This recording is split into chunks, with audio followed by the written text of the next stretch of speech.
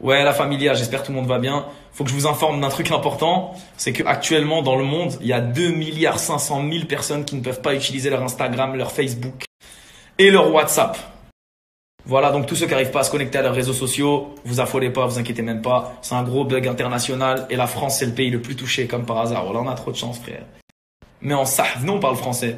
Imagine, ils remettent tout à zéro pour nous donner une leçon à nous tous. Parce que peut-être on était trop sur les réseaux chez App.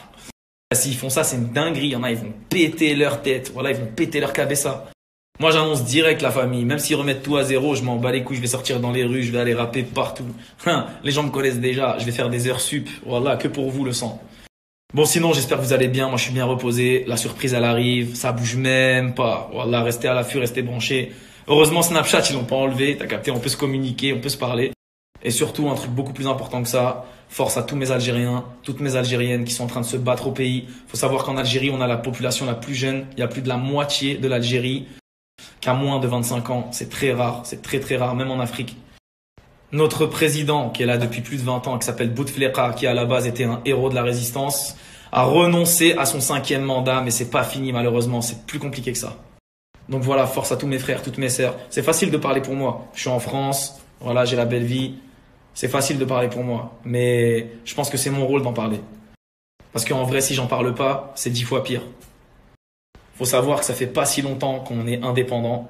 L'indépendance de l'Algérie, c'était le 5 juillet 1962, la famille. On est en 2019, ça fait quoi, 60 piges? C'est pour ça que la politique, c'est tabou. On a vécu la guerre, on a vécu le terrorisme. Ça fait plus de 20 ans que le pays il est en état d'urgence. Tu vas dans les ronds barrages, frérot. Et je tiens à remercier tous les Français qui nous soutiennent, qui nous donnent la force, qui mettent le drapeau de l'Algérie partout et qui comprennent notre cause et qui nous soutiennent dans notre combat. Et bien sûr, un gros Nikomouk à tous les fils de pute qui disent que l'Algérie va partir en couille, je sais pas quoi, que ça va être le printemps arabe. Vous connaissez rien de notre histoire, vous savez pas.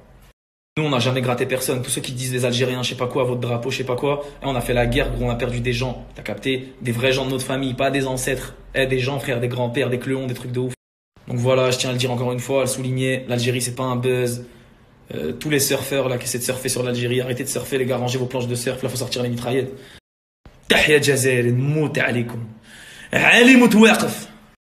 C'est dans ce genre d'épreuve qu'on doit être fort. Donc je lance un appel à tous les rappeurs algériens qui sont en France ou pas, tous les influenceurs algériens, tous les gens connus qui ont un Snapchat qui marche. Parlez-en la famille, parlez-en, c'est grave.